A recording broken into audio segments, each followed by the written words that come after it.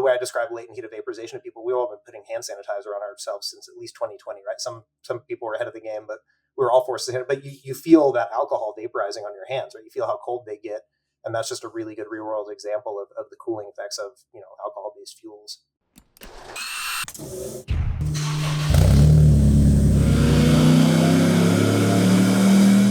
Welcome to the HPA Tuned In podcast. I'm Andre, your host, and in this episode, we're joined by Zach Denney, North American distributor for ECUMaster. The ECUMaster brand is one that got on our radar a few years ago, and it's gathered steam, particularly in the US market and here in New Zealand and Australia, as a great product that offers a really great feature set, particularly when you take into account the price point. We've previously installed the ECUMaster PMU Black in our Subaru version 11 STI and created some course content and webinar content using it. So it's a product I know reasonably well. We're also using ECUMaster's PMU 16, or specifically two of them, in our Toyota 86 race car, even though we're actually using a competitor's brand of ECU and dash in that car. We'll talk about some of the integration with these electronics as we go through this chat with Zach. Before diving into ECUMaster, we find out about Zach's background, how he built up his skill set with mechanical knowledge as well as tuning knowledge, and how he took the leap of faith and became the North American distributor of ECUMaster, and how he grew that business from selling ECUs out of his bedroom to now what is a fully fledged aftermarket parts company. Before we get into our interview with Zach, for those who have maybe been hiding under a rock and this is your first episode of Tuned In, High Performance Academy is an online training school. We specialize in teaching people how to tune EFI, how to build performance engines, how to build wiring harnesses. We also cover race driver education, race car setup, and data analysis, just to name a few topics. All of our courses are delivered via online video-based modules that you can take from anywhere in the world, provided you've got an internet connection. As an added bonus for our podcast listeners, you can also use the coupon code podcast75. That'll get you $75 off the purchase of your very first HPA course. Now, we'll put a link to that coupon code in the show notes, plus a link to hpacademy.com/courses, where you can find a full list of all of the courses we currently offer. All right, enough with our introduction. Let's get into our interview now. All right, welcome to the podcast, Zach. Thanks for joining us today. And as always, we're going to get started by finding out a little bit about your background. So let us know, for a start, how you got interested in cars. Yeah, blame my dad for that one. He always had a subscription to Road and Track, and I think for a while, maybe Motor Trend or Car and Driver, but definitely remember reading Road and Track, and especially like Peter Egan, who's a great automotive journalist and a storyteller. And we always had, kind of one classic car in various states of disrepair kicking around the house. So kind of a natural thing to fall into. Were you actually involved in tinkering on these cars yourself? What sort of skill set did you build up over that time, and how did that interest and passion for cars kind of develop? Yeah, so most of the older stuff my dad had around were kind of mothballed, so we didn't really work on them much. But we always had kind of, I don't want to be impolite to my parents, but our daily drivers were always had a little character, and so it was more just jumping in and helping with that. And I remember in high school, you put a quart of oil in the Corolla every day, and we didn't know if it leaked or burned it. And back then, oil was actually more expensive than gas. It was like $1.50 a quart and about $1 a gallon for fuel. So you just put a quart in, and it spit out whatever it didn't want. There's always something to work on in the house, just keeping the fleet going. So it was kind of a natural thing. And then did auto tech in high school, bought a 1990 Supra as my first car that, of course, blew head gasket shortly thereafter, as 7Ms did. Yes, they're quite well known for that. However, if you fix that one obvious weakness with them, actually a really great engine. In a lot of ways, yeah. I just got really sick of scraping paper gaskets. And, there's 3 accessory belts. This is before the time of pretty much any performance engine. These days, obviously, MLS gaskets are kind of the go-to even for the OEs, but this was a composite style gasket, so not well suited to a turbocharged engine, are they? No, and so it was just, a lot of lines everywhere, and it's kind of just messy and cluttered. And if I knew then what I know now, I could have, cleaned it up and really done a lot with the 7M. And I pursued it as far as I wanted to go until when I was in college. I started working at a super shop and working on JZs every day, and just kind of opened my eyes to how kind of easy that motor was out of the box. And so I put a 1JZ in the car. Yeah, I mean, definitely. If you're comparing a 2JZ to a 7M, there's no competition. It's 2J every day. Yeah, it's just a generational gap. They're much easier to work on, much much easier to service. And that was a lot of the appeal was by the time you do an aftermarket intake manifold and all the other stuff on a 7M, then one JZ swap is cheap in comparison. So I went that route. Yeah, absolutely. So you're working at a shop dealing with these Supras. Are you doing an apprenticeship? You mentioned Autotech in high school. Yeah, but are you sort of going down the mechanic path at this point? Kind of. So yeah, I started, my first job was a discount tire before I could even drive. So I started changing tires. And that was when I was in Autotech, and then went to college, still worked at the tire store, and then did a couple years of engineering school, was not great at it.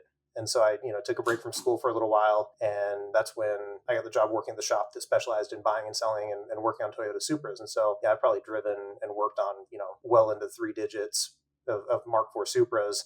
Got very familiar with that platform, and, eventually spun off and started my own little workshop, just doing a couple things here and there as I went back to school. Didn't do much there, and then worked at an MR2 shop called ATS Racing and learned more about the tuning side of things there because they did a lot of dyno tuning and, a lot of turbo setups and motor builds. And that really expanded my skill set quite a bit working there. Am I safe to assume here we're talking the later generation SW20 MR2 chassis? Yeah, mostly SW20s. We did a few AW11s. I think the favorite car I've ever worked on was a kind of a ratty AW11 that we put an HKS stroker 3S GTE. It was kind of an unknown motor we got from an importer that had like an old school Greddy T78 on it. And of course, it had a Power FC because that's what they all had. And it ended up making like 530 at the wheels. It's a hell of a lot of power for a very small chassis. Yeah, and it had like these little 180, BF Goodrich was like the only small drag radial on the market back then. So these little like 185 or 205 baby drag radials. It was like driving a Sharpie. I mean, at will in the first 3 gears, you just mat the throttle and leave black marks. It was absolutely a ton of fun. Yeah, actually, you're taking me back to my youth there because I had an AW11 supercharged MR2 with the 4A GZE factory engine in it, and that was actually my daily driver for a good few years. And I absolutely loved that car. I would have another in a heartbeat, but unfortunately, as anyone into Toyotas know, Toyotas of that era, one thing they do exceptionally well is rust to pieces. So very difficult to find a clean rust-free example, particularly here in New Zealand, and keep them alive. But cool little chassis. It's interesting as well. You talk about this shop and the Supra shop. Obviously, the US market is massive in comparison to here in New Zealand. But if I compare this to my own shop, if I had run my performance shop here in New Zealand and based myself exclusively on one model of car, be that Evo, Supra or whatever, I wouldn't have been putting food on the table, never mind being able to pay my staff. You just had to be able to adapt to a broad range of different platforms because the country's so small, whereas I guess in the US you've got all of these popular platforms. There's hundreds of thousands of customers all around the US who have them, so you can specialize. In terms of that, do you see that specialization as, how do you weigh up specializing in one brand versus having experience, but maybe not the depth of experience across a wide range of different brands? I mean, I think there's huge benefits to specializing in one platform because you know exactly what a job's going to take. You know what all the pitfalls are, the common problems. It's easier for the shop to budget and train staff for it and control the product where, it's really hard to make money. I think every performance shop you've ever been into has that one nightmare project stuffed in the corner somewhere, right? Absolutely. And it's because the shop, they either took on a customer they shouldn't have, or the customer didn't know what they wanted. They got in over their head on a platform or into a problem they couldn't solve. And I think you eliminate that by specializing in one platform. And I think the best solution is to offer packages to customers. Don't let them bring in all these secondhand piecemeal parts. Say, hey, look, we know we can deliver on this package and offer you this at this set price, assuming all the other parts of the car are in good condition. But, people get in over their heads, bringing somebody kind of a pile of junk and toss it on the dyno. Oh, it just needs tuning, right? We've heard that. Yeah. How many times? I couldn't agree more. This is probably a good time. We'll sort of go down this rabbit hole a little way, and this is probably more angled towards the business advice side of things, or at least business experience that I'll share. Because what you're saying is just resonating really with me on how my old shop went. And as I mentioned, we sort of were in a situation where we were forced to a degree to basically cover a wide range of different models. And we did get into that situation. We were dealing predominantly, I guess, with that younger market. It was predominantly here in New Zealand, JDM. That was what we were known for. We specialised in Evo here, but you kind of had to do everything. There's actually not that many Evos in New Zealand. And because we're dealing with this younger clientele, it's hard to pigeonhole younger enthusiasts. So don't be offended if you feel like I'm talking to you while you're listening. But a lot of them had what I'd say champagne dreams and beer budgets, but probably spent the majority of their budget, if not more than they had, on the purchase of the car. So when it comes to upkeep and modifications, there's no money left. So often I was dealing with cars exactly as you mentioned there, just needs a tune, and you get it in, and you don't even have to bolt it onto the dyno, and you realize that this thing needs about 8 to 20 hours of workshop labor just to get it in a position where it can be tuned. That never really goes that well, and also messes with your time frame. Later, I think we got a bit smarter, and I guess we went kind of more down that one mark sort of direction, and exactly what you mentioned again. I think it's really worth reiterating. Packages. We were dealing with the Australian domestic market, Holden Commodore and HSV, very similar to your sort of Pontiac GT, I think it is, G8, sorry, LS based anyway. And long story short, we basically developed these packages. We're dealing with a higher price point car. You're generally an older clientele customer. They've got a bit more disposable income. We offered these packages where it was exhaust headers, intake, reflash, or staged upgrades beyond that. We knew almost within the kilowatt what the end result was going to be once we'd finished. And because it was repetitive work, my techs got really good at fitting the parts. And that was really something that turned the game around. So I just wanted to double down on that while you mention it, because I know we do have business owners listen to this as well as enthusiasts, but we will move on. So at this point, you're at this MR2 based specialist shop, and then you mentioned you started your own shop. So tell us a little bit about how that went. Yeah, it didn't go well. Okay. Yeah. I mean, I was young and I didn't have any money. I went to work. I actually sold Toyotas for about 8 months at a dealership, and I had a little bit of spare time there, and I rented a shop space, and for a while I thought I might get into doing like kind of custom powder coating along with just some a little bit of work here and there on Supras. I didn't want to step on toes with the guy I used to work for, but yeah, it didn't go that well, and I was taking some junior college courses, so it was kind of figuring out what I was going to do without a ton of overhead, and yeah, it didn't go great. It's hard to start a business without any money, as it turns out. Yes, yeah. Bootstrapping it is possible, but definitely it's a difficult way. Yeah. And so you got out of that and really focused more on going back to school. But, when I was working for ATS Racing, I took a welding class at local community college. They let me skip all the MIG courses that were kind of the prerequisites, because I showed them, said, hey, look, I got basic competence with a MIG, but I'm never going to use that in motorsport, truthfully. Like, predominantly TIG. And so I got pretty good at that and just really tried to keep adding on skill sets and learn things more, because I want to do stuff with my own car, which it's tough to find the energy to do that when you're working on everybody else's car all day. But, really kind of building block one at a time, learn the different skill sets in the shop. And, I got to peek over the shoulder and get a little help tuning my own car, which, 1GZ on a Power FC. And that was kind of it was a fun learning experience, but obviously we're spoiled with how good the hardware is now, but it was nice to learn in pulse width. Yeah, we dealt with a lot of Japanese imports here in New Zealand, and predominantly that ECU of choice was the Power FC.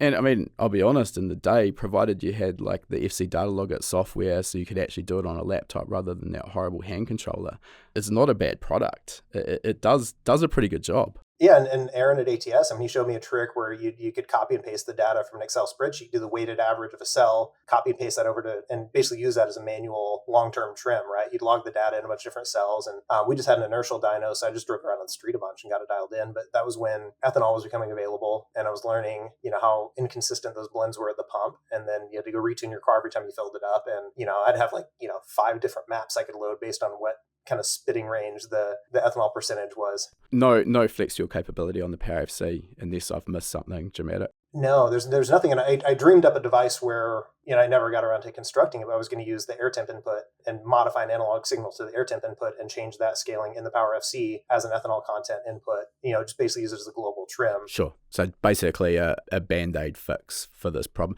Let's talk a little bit about that. So I think, ethanol at the pump, E85 mix has really changed the game, and there's a lot of tuners coming through these days, and I've talked about this on the pod before, who have never really been exposed to shitty grades of pump gas where knock is a massive problem, and all power to them, but they haven't actually seen how hard tuning can be when you are forced to run pump gas. So it has changed the game in terms of power capability, keeping engines alive, safety, etc.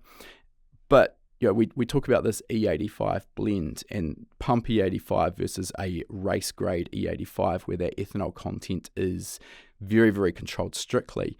You expect if you're putting E85 at the pump into your tank, then it is E85. But from my understanding, I think the specification actually allows down to about E56. I could be slightly off the mark there as a winter blend. And the max is, I think, somewhere around 82. It's not even 85.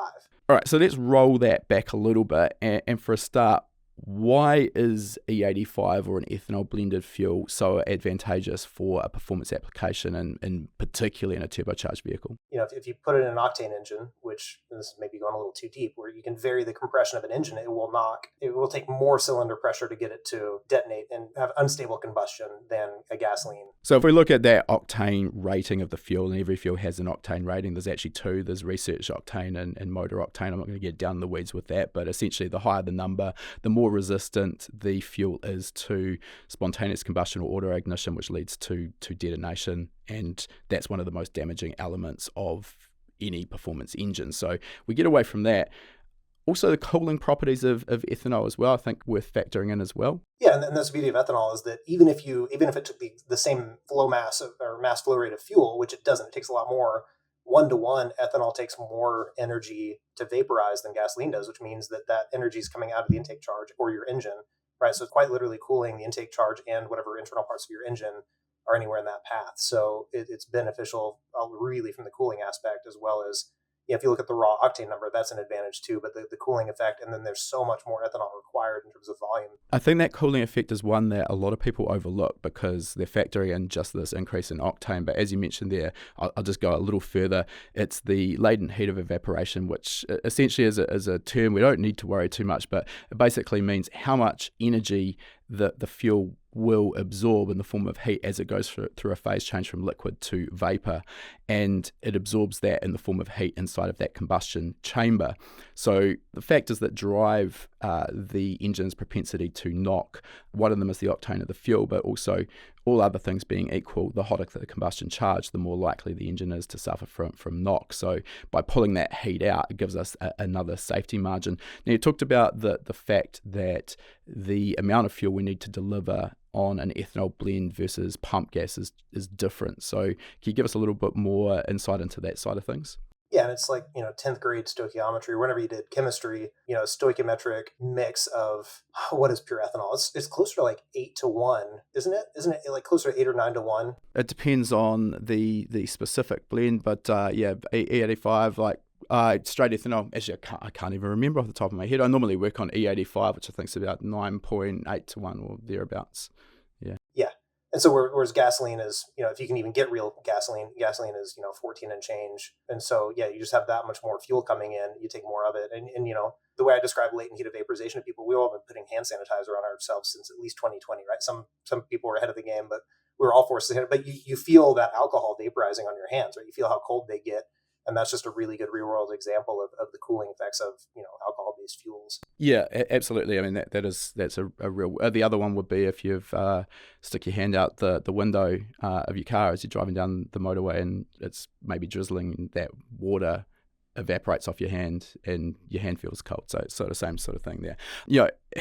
The point here is, as the stoichiometric air-fuel ratio of the fuel we're running on changes, so does, therefore, the mass of fuel that we need to deliver to match a given mass of air. And obviously the air, for all intents and purposes, is fixed. As we vary the ethanol content, though, that stoic air-fuel ratio is changing. So what that means is that the mass of fuel that we need to deliver to maintain a lambda of 1.0 is going to change. So I'm going full circle back to this. This is your point with the Power FC, no flex fuel capability. Basically, every time you go and fill up with pump ethanol, the ethanol content's varying, so you then therefore need to actually change your tune to suit. So, long way of coming back to that. That's relatively simple point, correct? Yeah, and then before ethanol, I remember going to the street race, which of course I've never broken the law, but street racing, when back in the day when you yank the wastegate hose off a Mark IV Supra and you add a couple of gallons of toluene, you go to your local paint store and you buy a toluene, and then you add a little bit of Marvel Mystery Oil to lubricate the fuel system. And that, every weekend I could tell you that smell. I mean, it's like burned in my brain.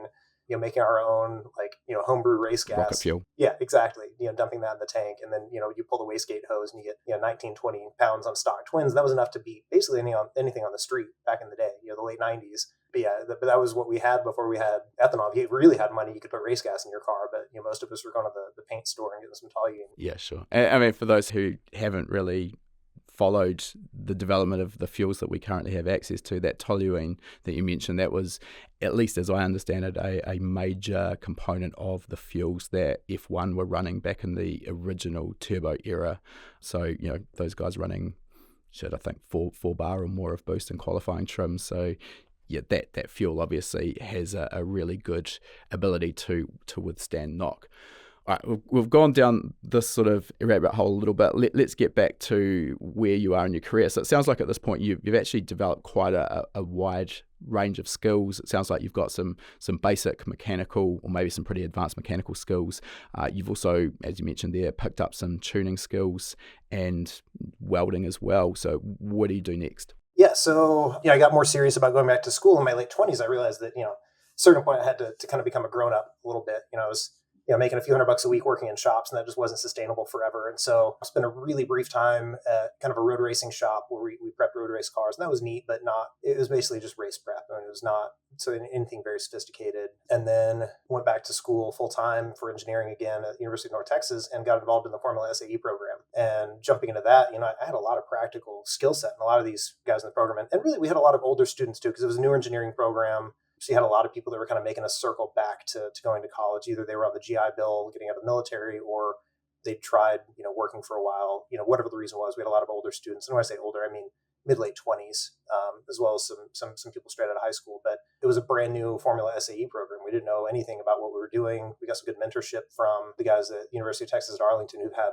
a stellar program for decades. And then I was in charge of the whole vehicle electrical system, just because, out of the group there, I had the most experience there. And then, I helped a lot with just the actual fabrication tasks, fitting tubes and TIG welding. I didn't design any of the chassis, but the guys who designed it maybe didn't have as much practical knowledge as a couple of us that had done a lot of welding and fabrication. And so, I spent way too many hours working in the Formula SAE lab. There were weekends where I'd leave my, 2 p.m. class on a Friday, and I'd work through the whole weekend, just slamming energy drinks. And I'd go to my 8 a.m. class on Monday and then just go home and pass out for 4 hours. But I worked through the whole weekend just because there was a bunch of work that needed to get done. And we made it to competition our first year, which is really remarkable to have a car that makes it through all the events the first year. And the only reason it survived, and I don't know if I should even mention what ECU we were using. I don't want to throw anybody under the bus, but it was fine. But it was a little, documentation was kind of spotty here and there, depending on which version you had. And it was really, ended up having to make my own custom Hall effect cam and crank triggers, and a lot of machining involved, and learned the nitty gritty the hard way, because nobody was going to bail me out.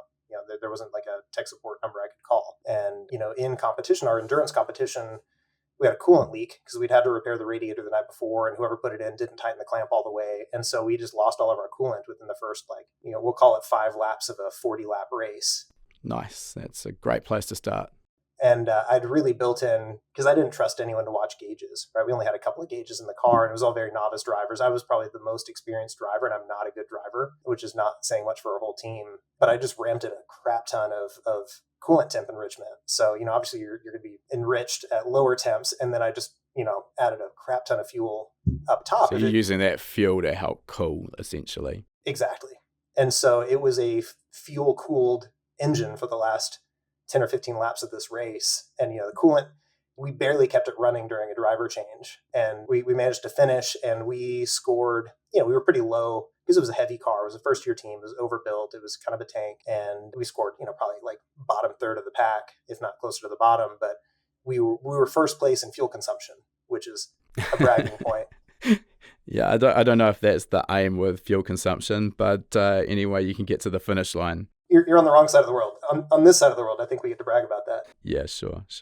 I think we're sort of over a year, maybe 70 plus episodes deep on this podcast, and I'd wager probably a third of the people that I've talked to actually were involved in Formula SAE. And I've said it before on the podcast, it saddens me a little bit because I never had that opportunity at the university that I went through. But consistently this is a pivotal part in people's sort of development, and how would you rate that as in terms of importance for where you went to in your career beyond that? It was huge. I mean, and really, it's not just, it's almost, I mean, it was one of the most difficult things I've ever done to balance that with an already challenging degree plan, right? Engineering school, if you can just make it through engineering school, you're doing really, really great. If you can do engineering school and somehow manage to keep your grades above failing and also build a Formula SE car, I mean, you're, top couple of percentile. I interned at Peterbilt, big truck manufacturer, and the chief engineer at Peterbilt he did Formula Baja, not Formula SE, but he tried to hire as many Formula SE kids as he could, just because he said they came out 3 years ahead because they'd seen a project to completion. And projects at an OEM take so long that to get the value of that, you have to stay for years in a position. And so he would snatch up every single one he could and hire them at Peterbilt just because they had so much more value than just your student that had done maybe a senior design project or something simple. All right. Well, I think there's a key there to those listening who are maybe in college or about to embark on that adventure, that if this is something you see in your future, then probably trying to get onto a Formula SAE team would bode well for your abilities in the future. Let's fast forward a little bit. So we want to talk a bit about ECUMaster and ECUMaster USA, which you're running here today. How did we sort of fast forward from college, Peterbilt, to what you're doing now? It was a direct transition. So I was interning at Peterbilt, trying to finish my degree. My second year on the Formula SE team, kind of had a falling out with the team because I was devoting a lot of my resources to my schooling to try to graduate. And, I was not easy to get along with because I wasn't sleeping, right? I was trying to get through school, and, it was challenging to get along as a team in good conditions, and in bad conditions, it's very hard. I was trying to really... Tempers tend to get a little bit frayed when people are working on a few hours of sleep, yeah. Oh, 100%. And so I was really trying to pull back and do the electronics on the car the second year as my senior design project, and use that as credit to graduate. And then I had the job offer at Peterbilt. I was planning on working there, and everything kind of went to pieces. And so I lost basically what was going to be my senior design credit. And the school was small enough that it only offered that once a year. And so I was looking at a whole extra year of school. And, I saw the opportunity to distribute ECUMaster products, and I'll cover that in a second. And so I basically I found Peterbilt a significant amount of cost savings, kind of my spare time at work. And I said, hey, how much are you going to bump my starting offer? I found, 7 figures worth of cost savings, kind of just in my free time looking for things to do. And they wouldn't bump my starting offer. So I realized that the corporate world maybe wasn't for me in that sense, and just kind of took the jump. Okay. So how did you have that relationship to start with? And I guess we probably need to get a high-level view of ECUMaster as a brand for a start, because they are a company based in Poland. So you're quite well removed from that. How did that relationship with ECUMaster in Poland begin? Yeah, so again, I used an ECU on Formula SE, so I was aware of the offerings that were out there. And I remember I was on Super Forums and somebody mentioned, a piggyback from ECUMaster called the DET3. And I looked at it, I was like, it's a pretty clever little device. It can translate a frequency or an analog mass airflow signal to a map sensor. You can do speed density conversion and do a couple other trick things. And, it was a neat little device. And I started looking at their website and saw they had a full standalone, and the specs looked great. Reached out to them, got some pricing information. And, I mentioned it to my brother-in-law, and, he kind of knew where I was in terms of, my passion for cars, and he'd seen what I did for Formula SE in school. And, he's a former consultant for, pretty high power consulting firm. So he had a lot of business experience, owned his own business at the time. I said, I think I can buy it for this. And I think retail, it's worth about this. And, he said, well, you want some money to get started? A broke college student, of course, it sounds like a great idea to give up a corporate job and, sharing a bedroom in a house rented with a bunch of roommates and try to make a go of things. And so, yeah, he basically helped me get off the ground and ran it out of a bedroom for at least 3 years. Eating a lot of ramen. And, I remember being in the Taco Bell drive-through, checking my bank balance to see what I could get off the dollar menu. Yeah. So again, that sort of bootstrapping it with little to no money to get started. I mean, I'm going to guess that for a start, building a brand in the United States, essentially from close to scratch, must be pretty daunting. Yeah, at this point, and I'm not quite sure exactly what year we're talking here, but yeah, there's a lot of brands in the aftermarket ECU space, and particularly if we look at the US market, I've spent a fair bit of time over there. Products such as AEM, Haltech, maybe Motec, and Cyvex are pretty prevalent, just to name a few. How did you decide that how did you see that there was potential in developing a dealership network across the US for this, what I can only assume at the time is a relatively lesser known brand? Yeah, and you got to remember this is 2014, so end of 2013, beginning of 2014. And if you look at the offerings in the market then, they weren't nearly as good as they are now, right? And so back then we didn't call it the EMU Classic. Now we call it the Classic, but back then it was just the EMU. In fact, there's one behind me in this box on my shelf. I keep one as kind of a little museum piece, which is still a very capable ECU. But yeah, I had 6 built-in igniter channels, so I had the IGBTs on board, 4-door map sensor built in, Bosch 4.2 wideband controller built in, 2 EGT inputs built in, a couple extra analog inputs, and the specs: 6 ignition drivers, 6 injector drivers. And back then, I've always been about Supras, and that was my kind of my core market. And Sounds like a perfect platform for a 6-cylinder engine. correct. And then also a lot of ECUs back then. I mean, you got to understand how many extra boxes it required to do all these things, right? Yeah. Wideband on board back in 2014, that would have, if I'm stretching my memory back, but I think that was probably still quite rare. Most were still requiring, as you say, an external box and external wideband controller, which kind of gets me into one of my pet peeves as well. I really hated dealing with wideband controllers that you interface with the ECU via an analog voltage input, because you're typically dealing with a 0 to 5 volt input, which spans your lambda or air fuel ratio range. Sometimes it's only 0 to 1 volt, which the resolution gets even worse. And then it's very, very easy and actually very difficult not to end up with a ground offset, which then renders your actual reading that the ECU is seeing almost completely non-trustworthy, correct? I mean, basically the voltage that the wideband outputs, and the wideband controller outputs to the ECU, let's say that's 2.5 volts, but what the ECU actually sees might be something quite different, maybe 2.7 volts, for example. And then when you actually scale that back into lambda or air fuel ratio, obviously there's an error. And because you're seeing a number on the laptop screen, we tend to go with our gut and trust that. And it could be completely wrong. So I've seen a lot of people get into trouble with that, which is why I'm a massive advocate for either on board, where the data is integrated straight onto the PC board, it's what it should be, no ground offsets to worry about. Or alternatively, we saw a lot of ECUs go down the path of using a standalone CAN-based external wideband controller, communicating via CAN, which we're going to talk about as we go through this, and therefore the integrity of that data is also guaranteed. So yeah, getting back to the unit, does sound like it was probably a little bit ahead of the game back in 2014. Yeah, so and I just remember 2 knock sensor inputs. There are still ECUs on the market today, and I will absolutely throw people under the bus today. If you're making an ECU that's a current offering and it doesn't have a knock sensor input, I mean, it's comical to me that that's not a fundamental requirement for offering a proper standalone these days. Yeah, I agree. I will go a little further and say, though, I reckon that probably, I'm really taking a stab in the dark here, maybe 75-80% of ECU installations that do offer standalone knock control or built-in knock control are either not being used at all because the tuner doesn't know how they work or how to set them up,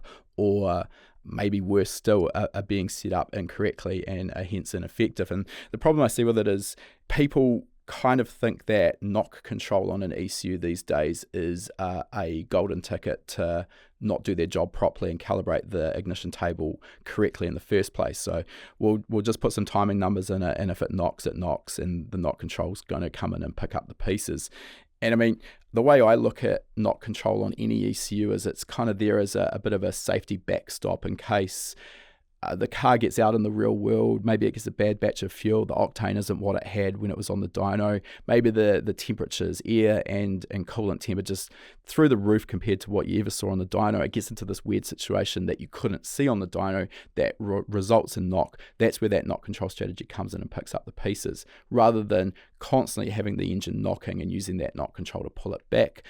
That, in my opinion, is dangerous. The other element is these systems don't tune themselves. It requires validation in terms of the frequency that it's going to be listening to for knock. Try and improve that signal to noise ratio, because the engine mechanically is a very noisy device, and trying to actually, regardless whether you're using knock control on an ECU or you're using an audio knock device and physically listening to the engine for knock, sometimes it can be quite difficult to actually pick up that knock signal over that background noise, particularly if you've got a mechanical solid valve train, for example.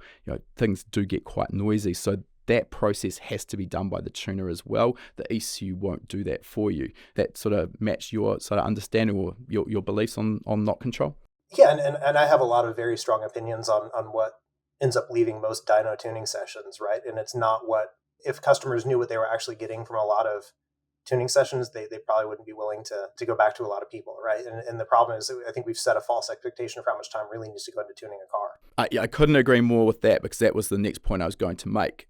You take your car to a tuner, and whatever the cost of that tuner is, maybe obviously very market specific, so maybe it's $600, maybe it's $1,000, whatever that may be. You're trying to compress a lot of tunes into a day or a week to try and make a living. So you do, as a professional tuner, generally have a relatively limited time span that you get to spend with a car.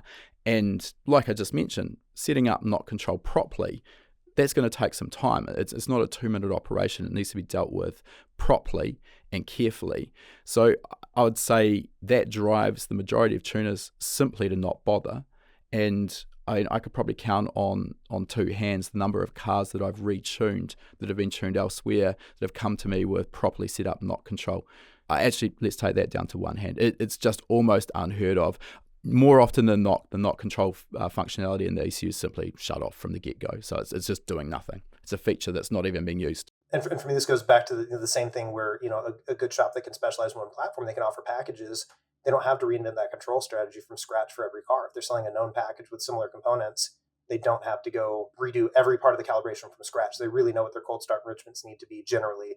They're going to have a map that's very close generally. So, there's a lot of benefit to offering a package, because you're not having to spend 3 days dialing in the whole calibration for one vehicle under a few different conditions, whatever conditions you can replicate on the dyno, right? We don't get to change the temperature or the atmospheric pressure or the humidity unless, you have more money than an OEM. So yeah, I think that really is, again, speaks to the note of buying something, that is in a package, or learning some basic tuning. And I'll pitch High Performance Academy, right? If you learn some fundamentals yourself, you can go back and tweak the calibration as you see different conditions and you get some miles in the car. You have more time to do it yourself. But somebody who really needs to bill out at $150 an hour or more to run a profitable shop, I mean, a dealership these days, almost any dealership is going to charge $130 to $150 an hour for labor, and that's somebody who just swaps out parts generally. So for specialized skill set, it's a little silly to think we can pay somebody $500 or $600 and get a reasonable amount of their time for a very specialized job that requires a lot of work. Yeah, definitely. And I mean, you've got to also understand that a tuning shop may have $100,000 invested in a dyno, maybe a little less, maybe quite a lot more, then often as much again in a dyno cell to actually run that dyno. And so there's a lot of sunk cost involved in tuning cars. So it's a tricky industry to really make a good living in. I'll just come back to what you mentioned about changing conditions as well, because this is, again, I think I wanted to align here those listening who are maybe getting their cars tuned professionally, just maybe align expectations with what the tuner can and can't do, because we aren't magic. I know there's this belief that tuning is some kind of magic, and straight from the get-go, HPA has just been blanket like, no, there's no magic here. This is simply science. And the reality is, like, if I take back to where I was located when I was tuning professionally, we didn't have a massive swing in temperatures, and I'm sorry for the US followers, I'm going to talk in degrees C, but in the summer we might be lucky to get into the high 20s 2 days of the year, maybe low 30s. In winter we might drop down to single digits, maybe 5 degrees, maybe 3 degrees if we're really lucky, or unlucky. So not a massive swing in reality, but even so, having said that, if you get a car in the middle of summer and it's a scorching hot day, we would always have the car in overnight so that we could address the cold start conditions the next morning. And if you're only getting down to maybe 16 or 18 degrees in the morning, well, that's your starting point. You can't properly calibrate that cold start enrichment down to 0 or -5 degrees. Here where we're based in Queenstown at the moment, in winter we will have days where we're -10, maybe -15. So I would always educate the customer and say, hey, look, we're tuning in the middle of summer here. It's possible that when we get to winter and you get a really cold day, hey, maybe your cold start's not going to be quite perfect, and I'm quite happy to bring that back in and readdress that. But that education up front, I think, is so important, because otherwise, of course, that customer gets to winter, the car's not starting very well, and the old story, it's always the tuner's fault. So just that education there. Let's talk about growing the ECUMaster brand in the US. What was your sort of process there? You mentioned you're sort of working out of a bedroom for 3 years. Were you doing direct to customer sales, or were you trying to build up a network of tuners on a wholesale basis as well? It was really both. And in the beginning, I believed that I hope that our dealers would add a lot of value to the brand, and some of them have. But in general, all the responsibility for marketing the brand in the US has fallen ultimately to me, right? I can't expect a dealer to have an expensive marketing campaign or to do a lot of sponsorship deals.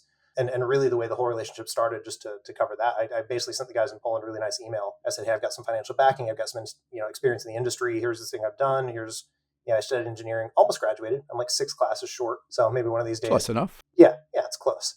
So what if I didn't pass differential equations? And just pitched them on the idea and said, hey, I'd like to be your exclusive distributor for North America and handle all the marketing and support and sales. And but from the beginning, I needed the margin from retail sales to fund the growth. And really, if we're doing all of the tech support, and we do have some dealers that really do a good job of tech support, but generally, if somebody resells our ECU, nobody's going to Google the guy they bought an ECU from. They're going to Google whatever name's on the ECU and call us up. And I've always been very protective of the reputation of the brand, because I was the guy that couldn't call an ECU company and get an answer, right? And I know what it's felt like to not be able to get answers, not get help in a reasonable amount of time. And I don't want to offer a product without that really solid basis for support. And so, but that's expensive, right? And having good people on staff to do that it's a very high cost. I think that is one of the elements when shopping for an ECU that is easy to overlook. I mean, most people are looking primarily at price, and once they've got a price point, they're then looking at a feature set that matches what they need, which totally makes sense.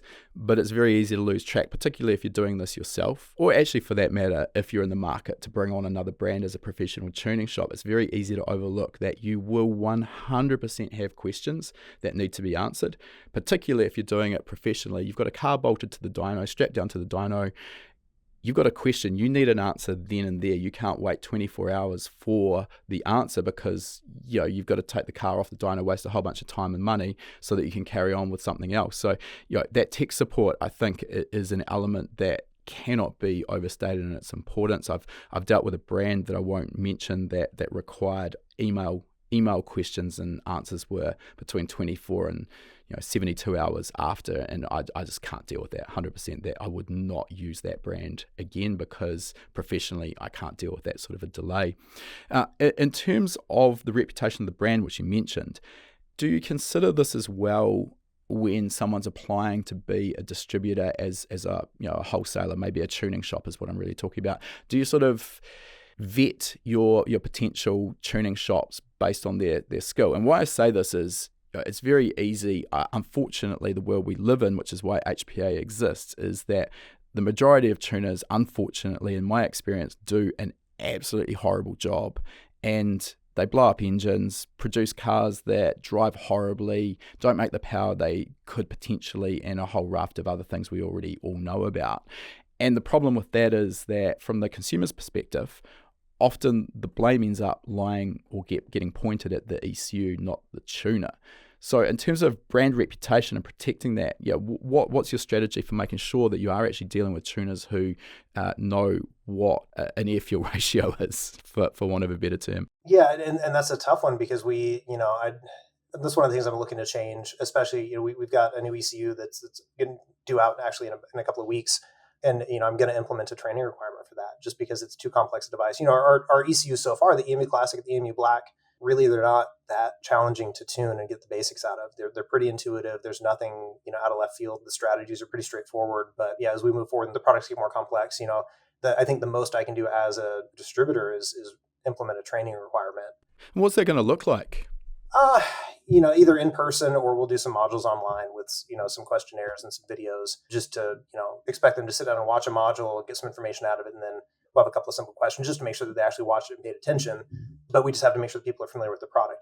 It's not necessarily my job to teach tuning fundamentals. That's not, I expect people to have a baseline of information there. But as far as getting their familiarity with our control strategies and where things are located, how to use the tools and the software, that's more what I'm aiming at, is just making sure there's a baseline amount of knowledge there at each company that sells our products. And so that's something I'd like to implement in the near future. I'm still trying to figure out exactly how best to do that, because it's a slippery slope. I want it to be, a little bit of a stretch for them to commit some time to learning it, to be good representatives of the brand. But Of course, you put enough barriers in the way, though, and they're just going to not deal with the brand in the first place. So, yeah, I understand. There's a balancing act here. And ultimately, I can't control, I don't know who somebody's going to go pay to tune their car, right? They could buy an ECU from a good distributor, but that doesn't mean they're going to tune it, right? They might tune it themselves, or their buddy's cousin's friend's uncle, or some guy that, it's the last of the car on the dyno on a Friday. He gets 3 pulls and kicks it off and sends it to the track over the weekend, and it blows up. Right? I mean, there's any number of scenarios, and I've seen enough work from tuners that who knows what they were handed or where they were at in the tuning process. It's not often I can convince them to give me the final calibration file that they worked on, and for me to vet that, because I just we don't have the resources to do that. So ultimately, there's always going to be the possibility, which is where you really need to do your own work to vet your tuner and find somebody who is well respected in the community, who is can talk to them, say, hey, what happens if there's an issue on the dyno? Are you going to rush the tune, or do I need to buy more time from you? What does this look like? And ask them a couple of really clear questions. Make sure that they're going to take the time to get your car right. If obviously you've invested a lot of money and time into it.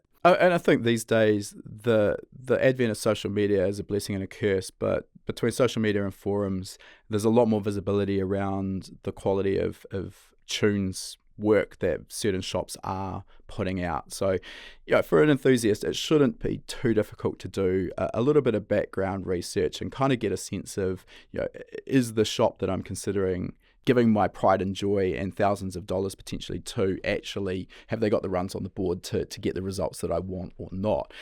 Going a little deeper, and not specifically on the ECUMaster brand, but I got my start probably show my age now, probably upwards of 20 years ago now. And let's be honest, it was a simpler time back then. We didn't have CAN bus, we didn't have drive-by-wire throttle, continuously variable cam control wasn't a thing. So, in reality, the tune, particularly on a naturally aspirated motor, it's not that difficult.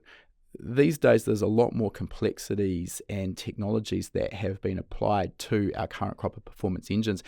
How have you seen that as a problem for those in the tuning industry, basically upskilling and staying on top of this technology so they can still do a good job? Yeah, the trick is realizing that a lot of your tuners still have a fixed amount of time to tune a vehicle, right? And so I've really pushed the guys at ECUMaster very, very hard, and they've responded with some really brilliant tools in the software. And in the PMU Black and Classic, there's an auto tune feature for drive-by-wire, where it does all of the PID calibration for the throttle by itself. Like, as soon as you wire it up, and it basically checks and makes sure that your wiring is good, it does a full sweep and dials in all of its own PIDs that, in my experience, haven't required much, if any, like touching up. The EMU Pro is going to be the same way, already is, and then they've applied that in the Pro also to variable cam tuning, that it automatically recognizes the trigger pattern, it'll do a full sweep, and then all the tuner has to do is make sure it's tracking, just verify and validate that it is doing what you told it to do, and then make a sweep on the dyno and find peak power. But we shouldn't be manually tuning PID loops in 2023.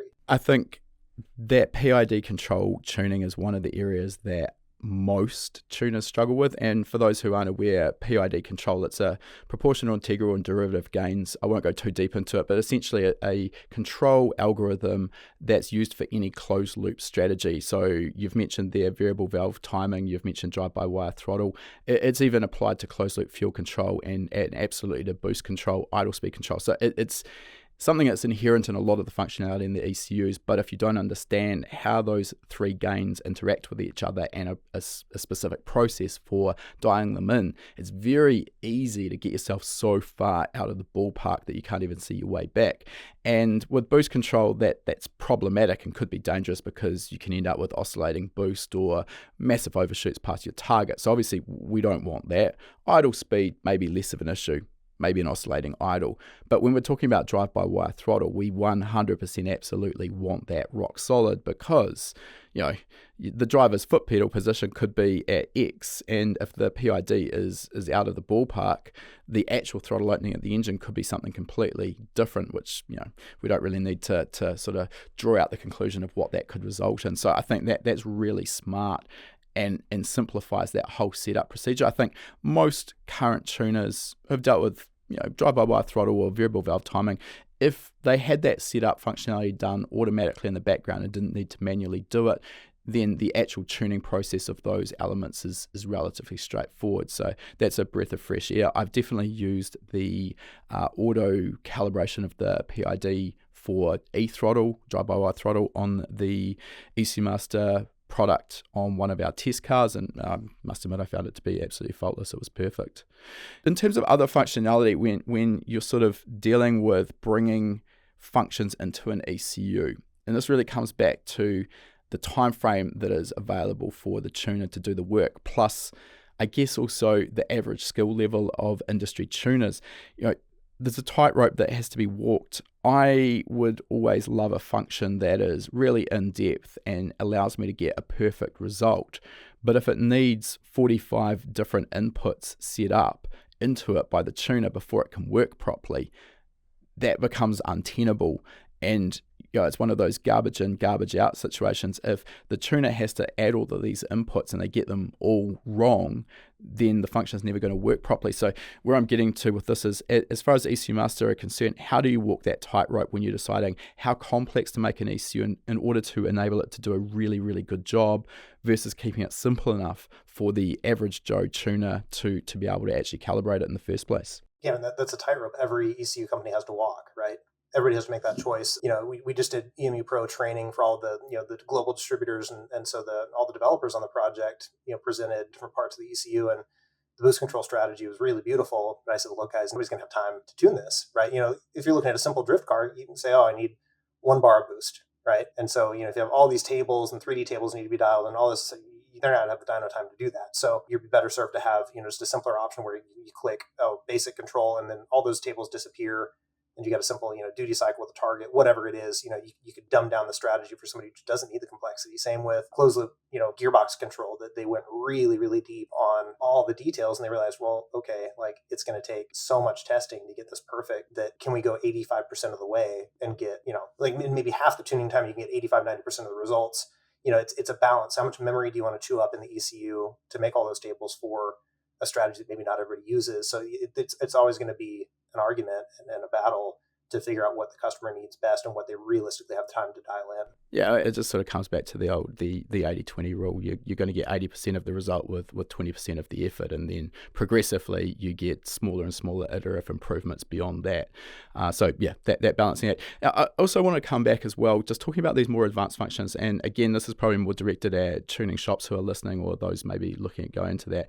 It's difficult to figure out how to price your work.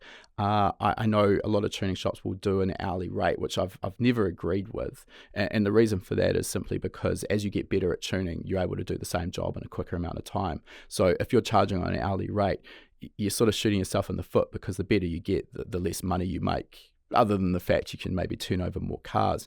But more along the lines of how we did it through my old shop was a fixed price for an initial tune.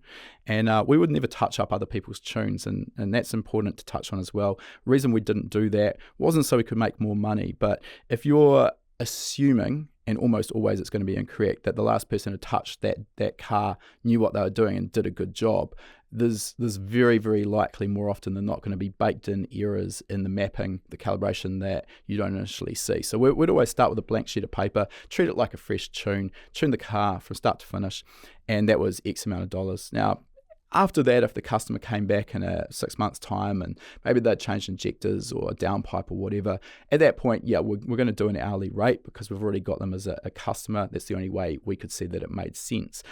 However, we would also do add-on packages. So it's X dollars for a basic tune, and there's no point me mentioning that number because it's going to be different depending where you are in the world, but it's X dollars for your basic tune.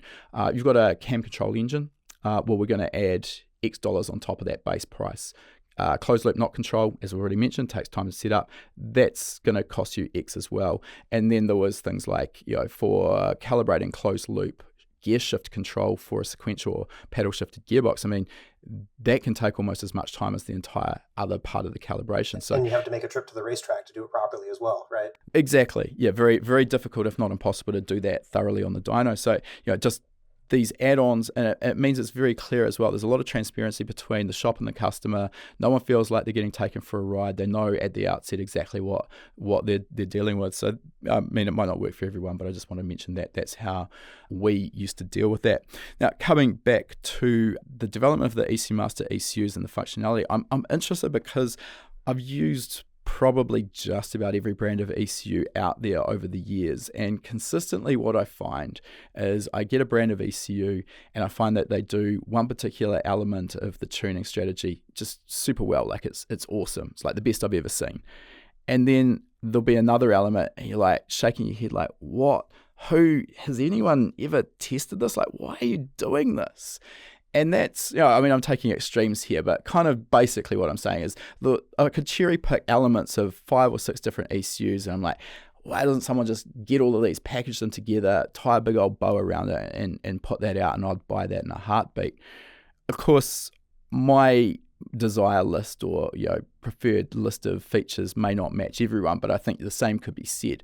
Where I'm going with this is, do ECUMaster as a company do sort of in-depth testing on other brands to get a feel for like, oh, this brand does this function really well, maybe we should consider going in this direction? Because collectively I don't see that from other ECU brands. It's almost like they put their blinkers on and like, no, we're not going to look at the competition, we're going down this path, and if people don't like it, then too bad.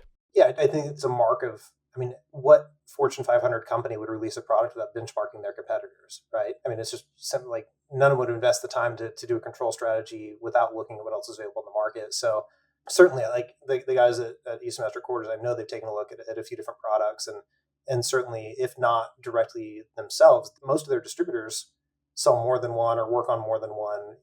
Like you said, living in a smaller market, these guys in smaller countries in Europe, they can't only tune one brand of ECU and make a living. They just can't. And so they'll take back their feedback. So, hey, this, I worked on this brand, and, the closed loop on the XYZ was really great, or idle control was super easy to get dialed in, or, hey, this acceleration enrichment model was flawless and, took less time to set up. So I think it's a mark of a good company that takes that feedback and tries to implement it. It is funny though. I mean, you talk to guys who tune a lot of one ECU and you ask them, hey, I turned this feature on, it didn't work quite like how I was like, oh yeah, we never use that. Just turn it off. Just don't and I think every ECU company has something like that. And I'm not going to throw anyone under the bus because everybody has at least a couple of skeletons in their closet. But, there's just some stuff that ends up in some people's software that it's just there and kind of nobody really uses it, and you try it and you get frustrated and you just turn it off and ignore it and pretend it's not there. But, as we get more and more modern, I think all the brands are really doing a good job right now. And it's a fun time to be in the market because everybody's really competitive and stuff's rolling out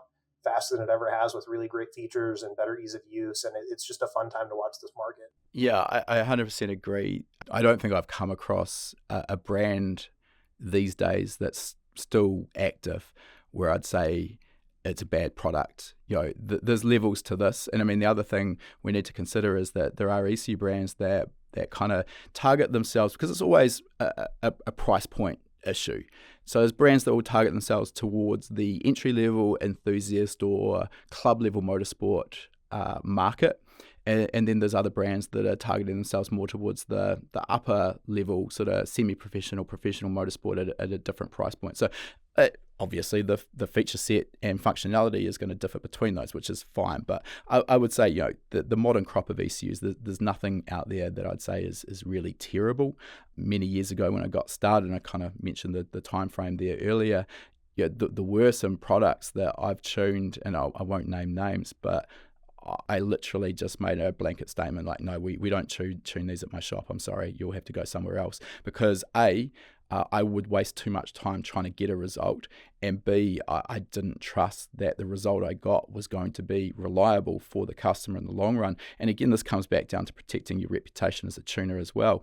If you tune the car and it blows up in 2 weeks' time, unfortunately, the finger gets pointed at the tuner. You get the bad reputation, and that customer tells all of their friends or bags you on forums. So you got to look at the long term or the short term hit of not making that X dollars on the tune is going to protect your reputation and make you a hell of a lot more money in the long run. So that's really important from my perspective.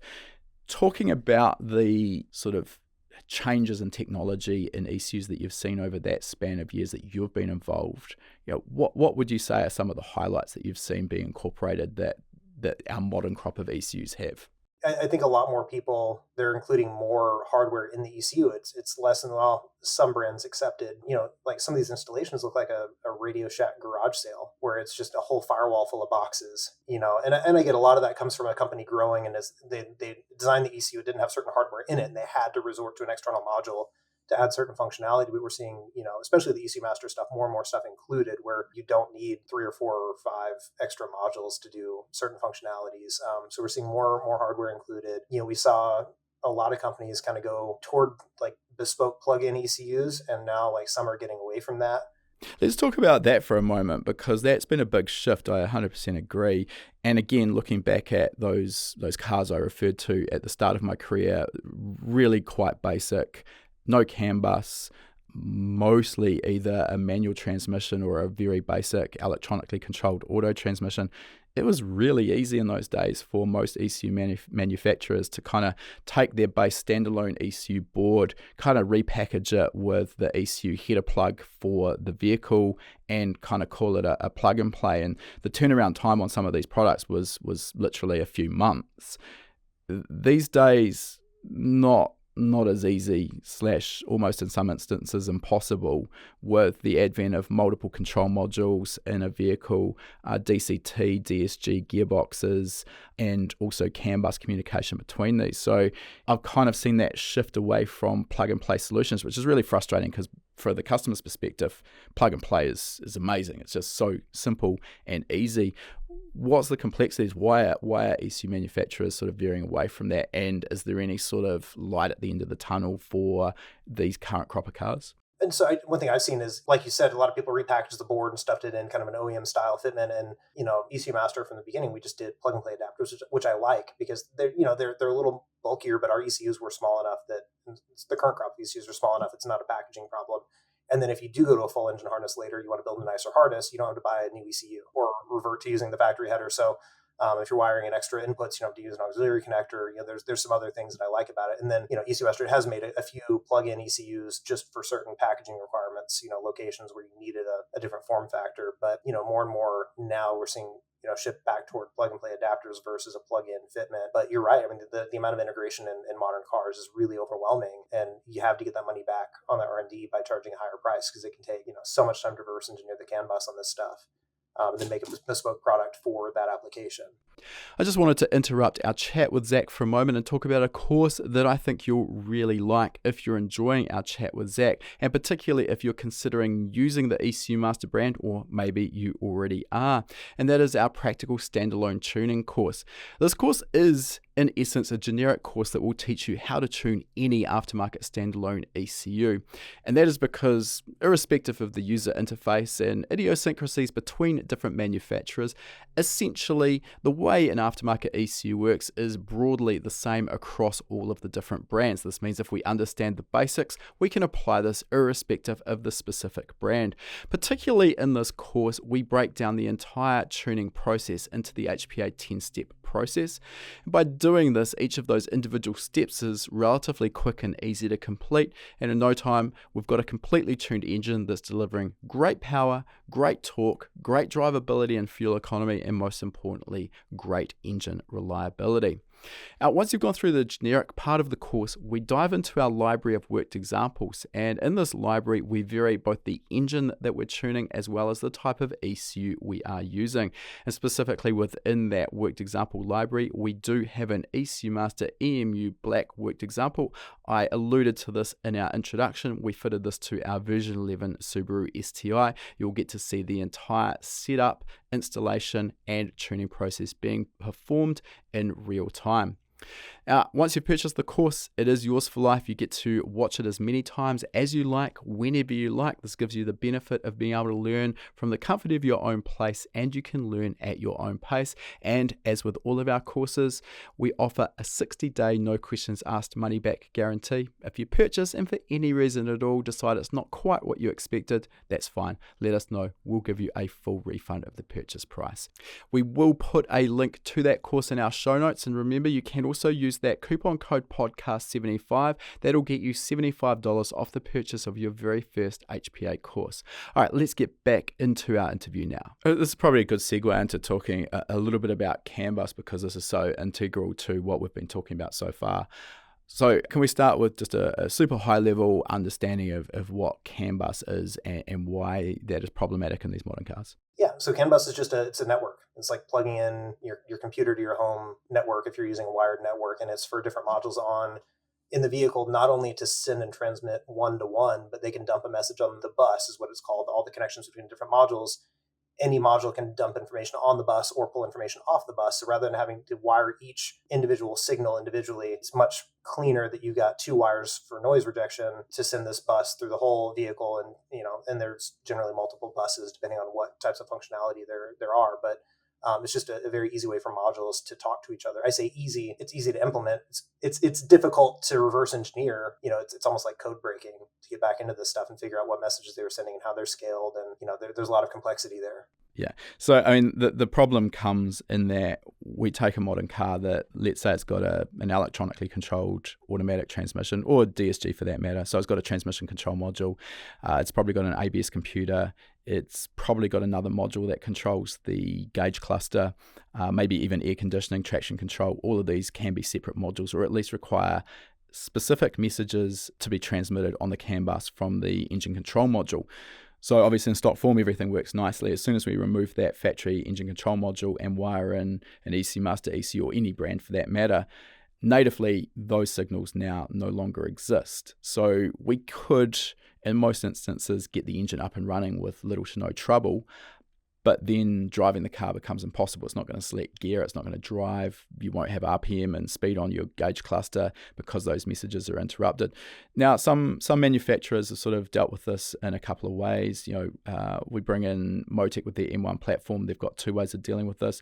They do their own in-house plug-and-play solutions, again with adapter harnesses like you've mentioned, and basically they will reverse engineer those factory CAN messages, figure out what is needed, and then implement those on the M1 platform. And then you've got a plug and play solution. Likewise, they've got a dealer network that they provide the tools inside of their ECU to allow smart enough developers to do the same thing. How are ECUMaster dealing with these modern vehicles, or is integration at that level not something that you're targeting?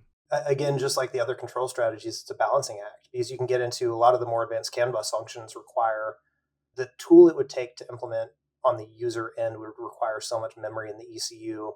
It becomes a balancing act of how many resources do we want to commit to a tool to do this, or is it easier for a dealer or distributor to reach out to us directly, give us the CAN data, we implement it, and then put it in as part of a package. And ECUMaster is a little unique that there's no charge for extra features or unlocks. You get the product, it's yours. There's nothing else to unlock. So as it continues to develop and you get more CAN templates for more vehicles, that's just a firmware update. Correct. And that's the same way it's been with all of our products so far. And with the Pro, we've had discussions, and this is still being implemented, where there will be a level of password protection for just CAN bus functions, to where someone who wants to make a package, let's say some new, motorcycle or side-by-side or car comes out and there's a lot of CAN bus integration, someone sorts all that out, writes all of their CAN bus IO in their own software. They can lock down that portion and sell a plug-and-play kit to a customer that says, hey, the CAN bus stuff is sorted out. You can do the mapping yourself. Anything else you can touch. But, what I've invested my time into reverse engineering and getting sorted, you can't touch that. But I'll sell you the ECU, and I get to make, whatever money I make on selling the ECU and the adapter harness. And that's a great business model, because nobody's headquarters has enough resources to CAN bus reverse engineer every vehicle on the planet, but there's a really decided advantage in a shop that specializes in one platform to come up with their own solution that nobody else can have access to. They can sell to their customers, or then sell in bulk and justify the engineering time invested. Yeah, I mean, it can take days, if not weeks, maybe even months to properly reverse engineer a CAN bus, particularly on the more complicated vehicles, and then go through the testing procedures to make sure that works. So, I mean, obviously you're not going to do that and sell one unit and then have that template ripped off. So the ability to do that is unique, which sort of kind of brings me to the other element is, as I've seen it with the ECUs I deal with, the way ECUs deal with CAN buses is kind of very much one or the other technique. One technique is that it's very locked down, and you get to select your CAN template from a drop-down menu, and if you want to adjust it or maybe add a receive template for maybe I mentioned earlier, a wideband controller, maybe a wideband controller that's not natively supported in that drop-down menu, you're on your own. Maybe you could send a request to the ECU manufacturer, but short of that, you're done. That seems probably the more common technique that I see. And then there are a handful of ECUs where that CAN bus capability is very, very open in terms of the user can write their own receive templates, which I'm talking here is receiving information in from the likes of that wideband controller, or maybe from a transmission control module, whatever that may be, and also a send or write template, which is what the ECU is then sending out. So, a simple thing there is if you want to display RPM and coolant temperature on a CAN-enabled gauge cluster, you have to send that data, the engine coolant temperature and the RPM messages. They have to be sent out and scaled correctly so that the gauge cluster can interpret those and display them properly. So that's the two techniques I see. Do you know why it was that ECUMaster decided to go down that more complex direction? We didn't have the brand equity, right? We're not a 40-year-old legacy ECU company that can tell people to kick rocks, right? You get what you get and you like it. And so as kind of the scrappy upstart, I think there was more incentive, when the EMU Classic and Black were created, we didn't have our own dash display. We didn't have our own power management unit. And so we were obligated to make it work with other people's products and kind of unlock that. And then with the CAN bus stuff, I think it was a relatively easy implementation to set up a basic CAN receiver transmit. And what's in the EMU Black is not wildly complicated, right? You can send basic transmit and receive messages, but we do have a lot of templates for common products, common dash clusters, the E46 base and M3, the FRSBRZ, 350Z, a lot of OEM gauge clusters, cars that are popular for swaps like the RX-8, no offense, rotary guys. But having that functionality as a drop-down is very, very easy to do. And then with the PMU 16, we realized that was a much higher end product. Our entry level, our ECUs are pretty entry level. Nobody's ashamed about that. It's the price point especially. And so the PMU and the ADU were aimed, and the ADU is our dash display. They were aimed at a much higher end demographic where it's going to have to integrate with other people's ECUs, and those customers are going to want to do some custom CAN stuff. So that was the reasoning behind that. I want to dive into that product, particularly the PMU, in a moment. In terms of that, sort of from what you've just mentioned, CAN integration has become really, really important with modern aftermarket electronics. And one of the pros and cons, I guess you could look at it either way, is that exactly as you're saying there, it no longer means that a user is locked down to one brand of product. So you don't have to have a matching ECU, dash display, power distribution module, wideband CAN module. On CAN, it is a standardized template. So it's not that ECUMaster have come up with this communication template. This is a standard, well-developed, well-understood, well-known protocol. And as long as you stick to that protocol, you can now receive and send messages between competing products. So long as at least one end of that has configuration. Yeah, absolutely. We're going to take that as a given. But this kind of, I guess, as a manufacturer, it's a double-edged sword. You kind of allow then your products, such as the PMU 16, to be integrated with other electronics platforms, which is exactly what we're personally doing with our SR86 race car. We use Motec Dash and a Motec ECU, but two PMU 16s. But it means that ECUMaster, how do you work out, like, A, are we going to sell more product as a result of this? Are we going to sell more PMU 16s? Or are we, B, going to actually lose out on ECU sales because we're not going to get the ECU to go along with that? PMU sales have done great. And we see a lot of people integrating not only with aftermarket ECUs, but in certain classes, you're class limited to a stock ECU, or you're building a resto mod that's going to use a GM crate motor that has a factory ECU. So it's not just, aftermarket ECUs we're competing with, and we're not really competing with. We're still happy to sell the hardware, right?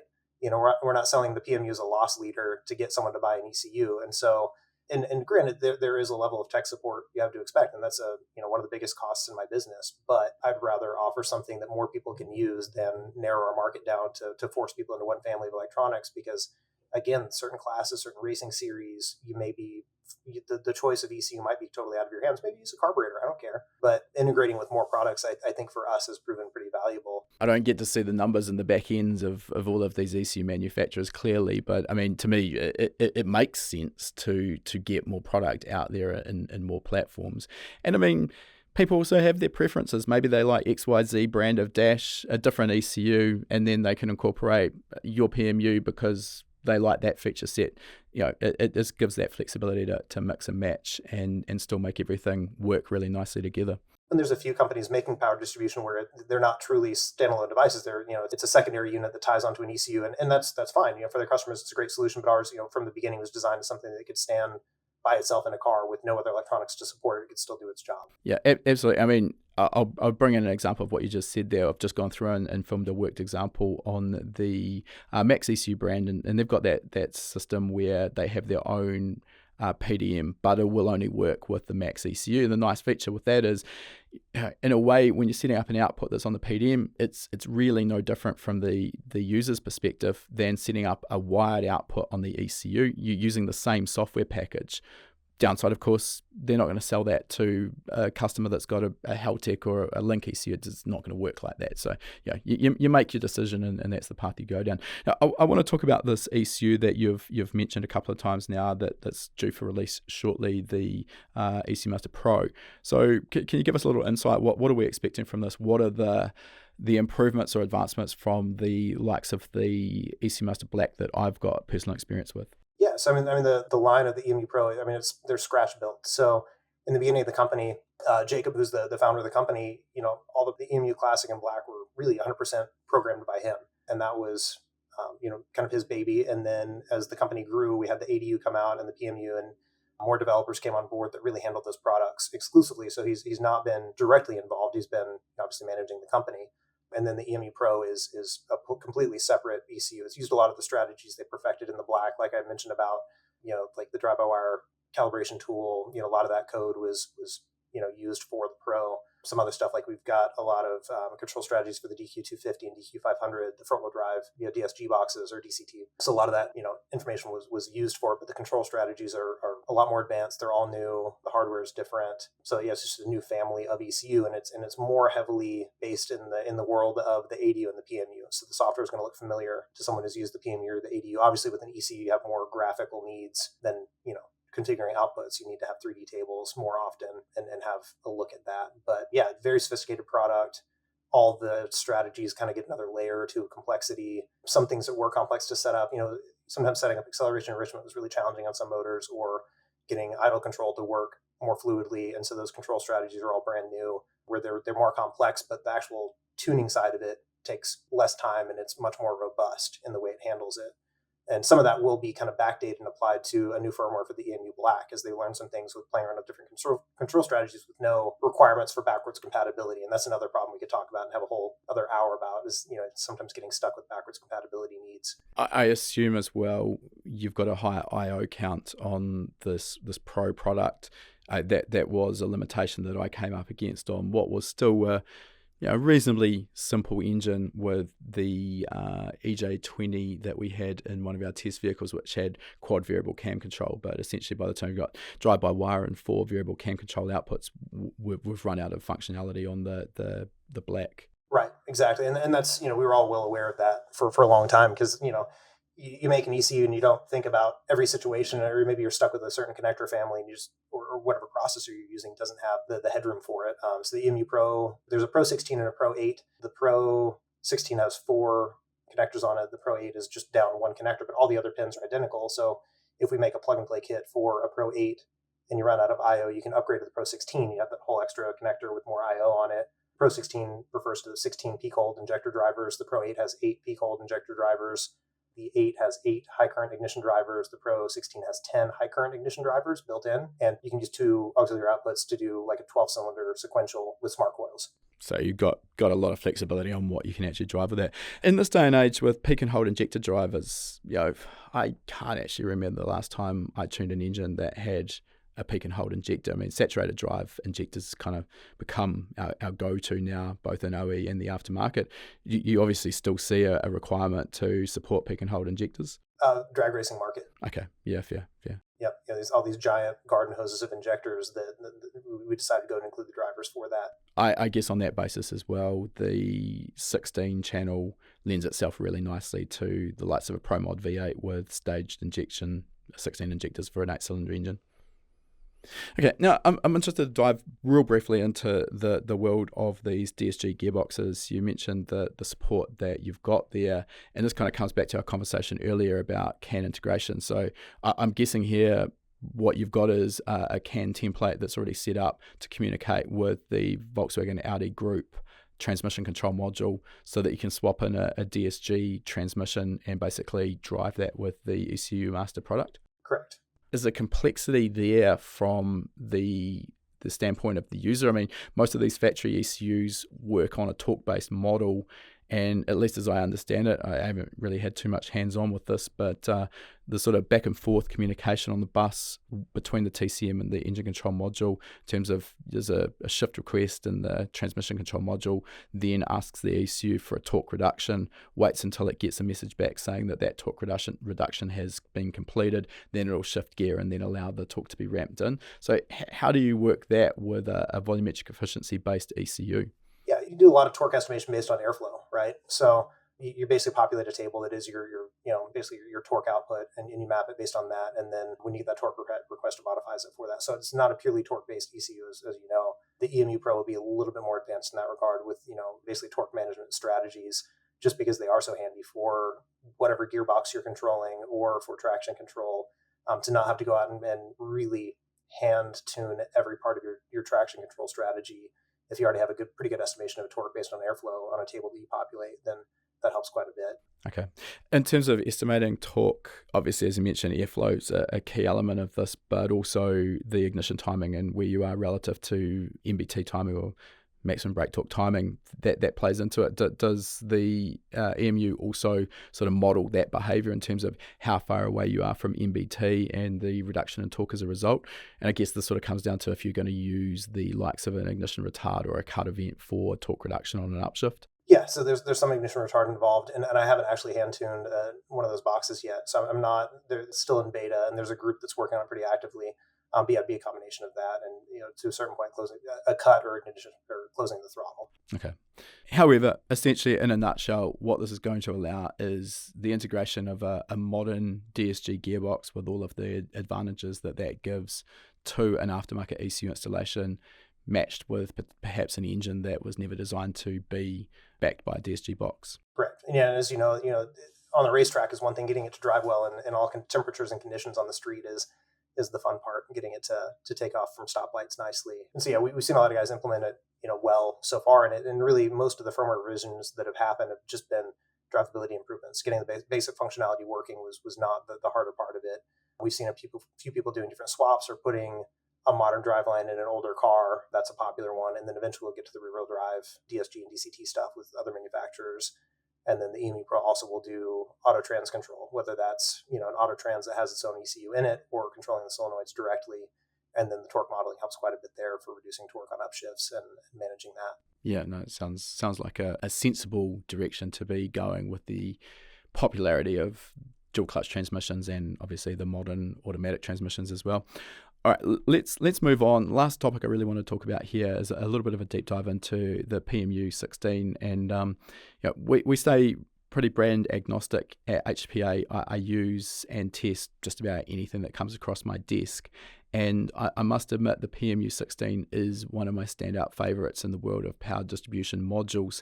And I wouldn't say it's all singing, all dancing, the best product out there. But what it does really nicely, in my opinion, is it straddles that really fine line between price point and functionality.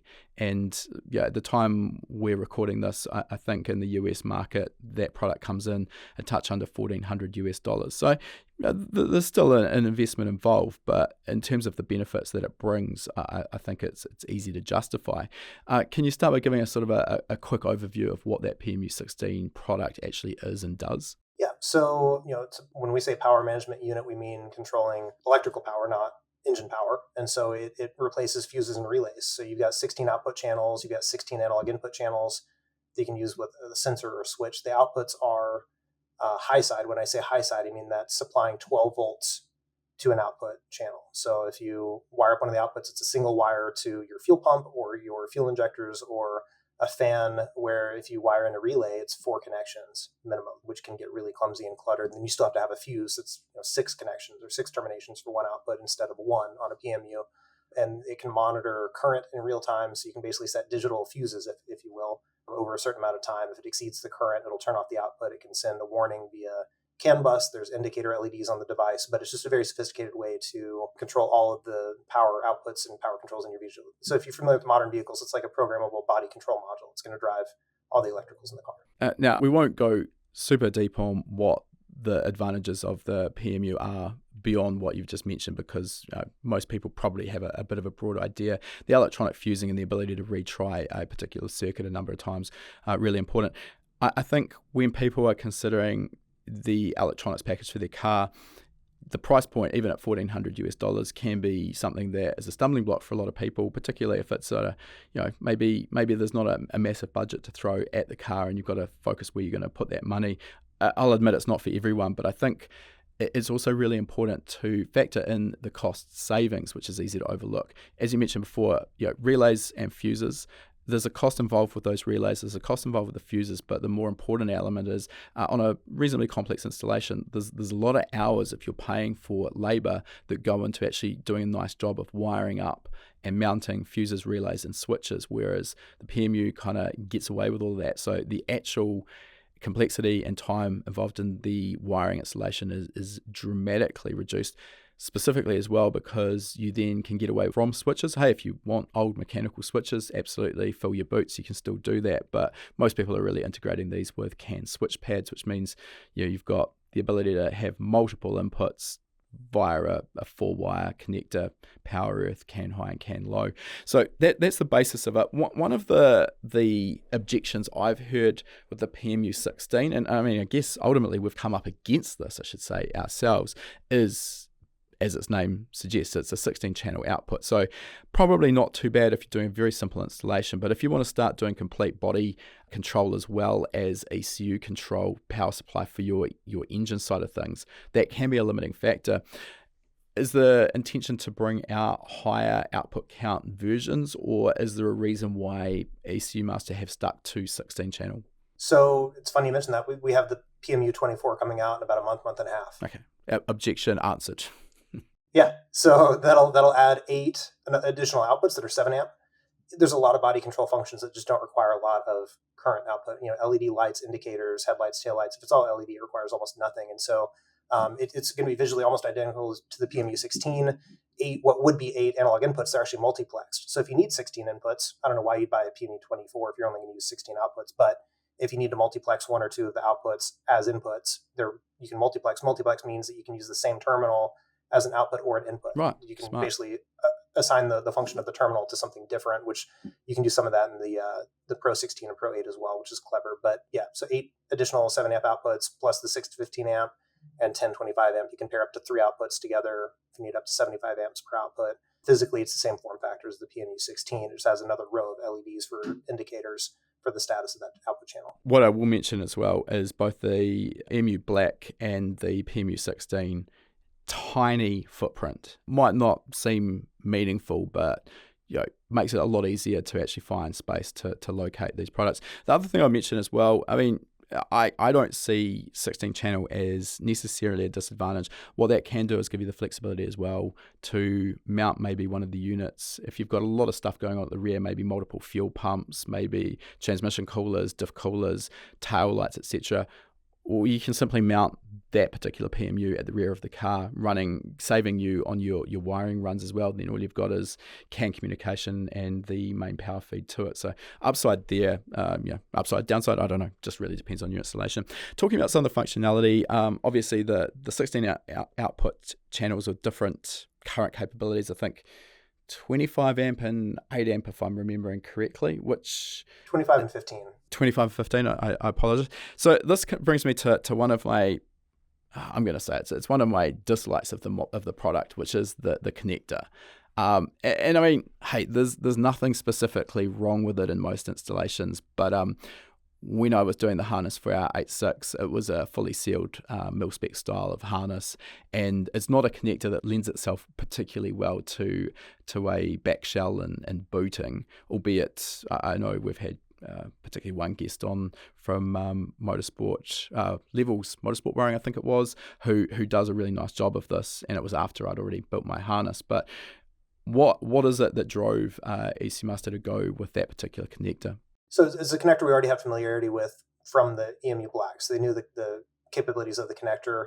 The larger terminals on that connector, when you make them out of the right material, the right metal, they will withstand 25 amps continuous. So that's quite uncommon in PDM world. Quite often, I mean, there's no fixed sort of, this is the connector everyone uses, but I would say the Superseal 1.0 connector is probably the more common. And of course, on those, you're limited to a 20 gauge wire, and about 7-8 amps is about as much as you're going to get through one of those, correct? Correct. And so we had custom terminals made that go down to, I think, a 12 gauge wire in one of the 25 amp terminals out of a unique alloy that'll withstand the temperature. And so it was more reducing the number of splices and giving you the flexibility to choose wire gauge. People also don't realize that the PMU does shed, it's a CNC aluminum housing. It does shed heat through the device itself, but the wires you connect to it as well, like not only do they have to transmit current, but they're also used as a heat sink. If you look at, if you put a FLIR camera or a thermal imager on the PMU, your actual harness is a good heat sink as well for the device. Yeah. So it saves basically pairing everything together. But of course, if you do want to go above 25 amps for some reason, and I can't think of too many options, you can pair them up anyway if you want to. One of the nice functions, and it's definitely not something that ECUMaster have all to their own, but the ability to pulse width modulate an output for speed control. That's reasonably uncommon in the power distribution module world. So what advantages does that give to the end user? It's, so if you don't want to run, nobody ever thinks about where, and it wasn't until I studied thermodynamics in engineering school that I kind of thought about where does all the heat go. So if you're running 50, 70 amps of fuel pumps full time, they're just little heaters, right? All that energy is going into the fuel or into the fuel tank, right? Depending if your fuel pumps are submersed or not. And so you're running them at a lower duty cycle, right? Not running them full speed all the time. If you're just putting around, you don't need 3 fuel pumps running. So we're all familiar with switching them on. Back in the old days, it was with a Hobbs switch, with whatever you wanted to use to control it, but also running them not at full speed. OEMs do this and have done this for a very long time. So having the ability to do that within the PMU is really nice. I've tried this myself, and I actually did come across a bit of a problem, and it's not an ECUMaster problem. This is just an element of pulse width modulating the speed, or for speed control, is that it does create a fair bit of heat in the transistor on the board.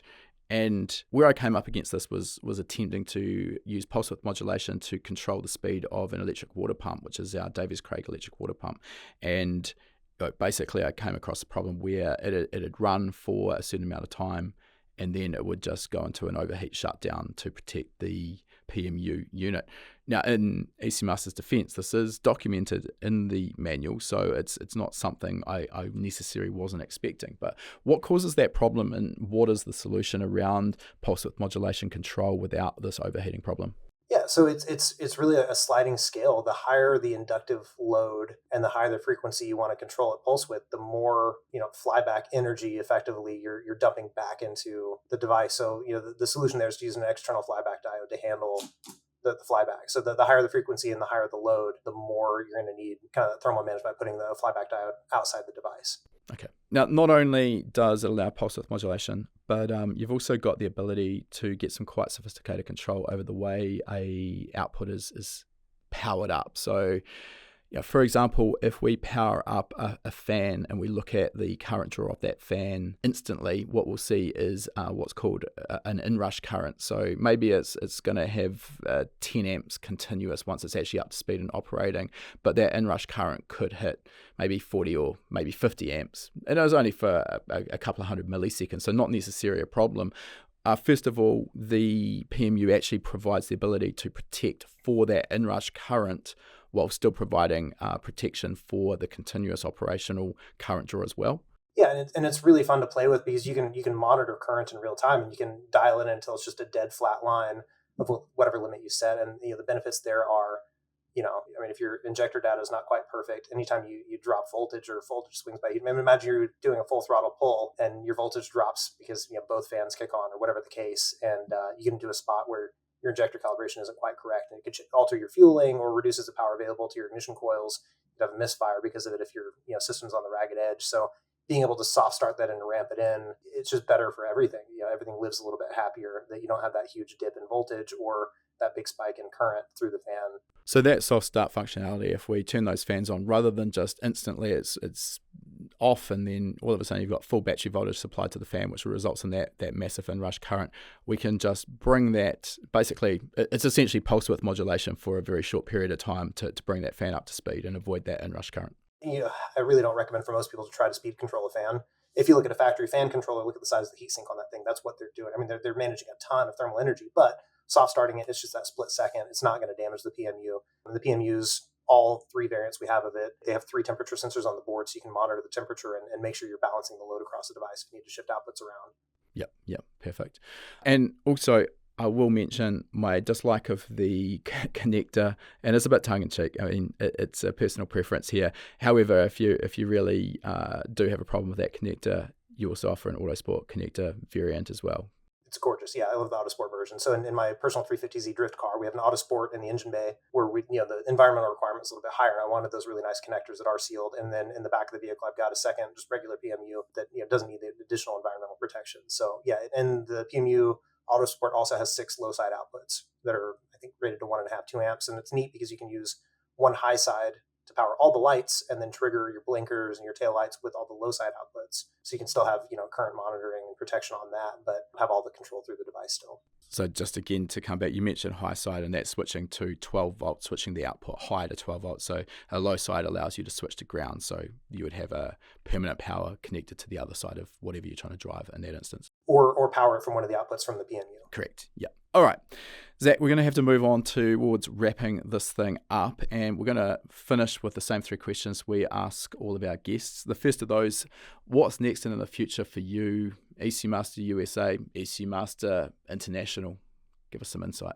Yeah, the big thing, the guys in Poland, they're prepared for more growth. They've already got, they built a beautiful facility and factory that they're using now. They're doing their PCB assembly in-house, which is really unique, brand new assembly line. I mean, it's really, really gorgeous. So, and they've got room for expansion. They're going to build more of their building to expand operations there. They've been hiring like crazy. For us stateside, my company is called Wholesale Horsepower. We do run, we are ECUMaster USA, and we represent 2 other brands. We represent Verkline, which is another Polish brand. They make tubular subframes, billet uprights, control arms that allow you to change the kinematics of a race car and shed weight and get more adjustability. It's been really great working with them. We're getting their brand more recognized in North America.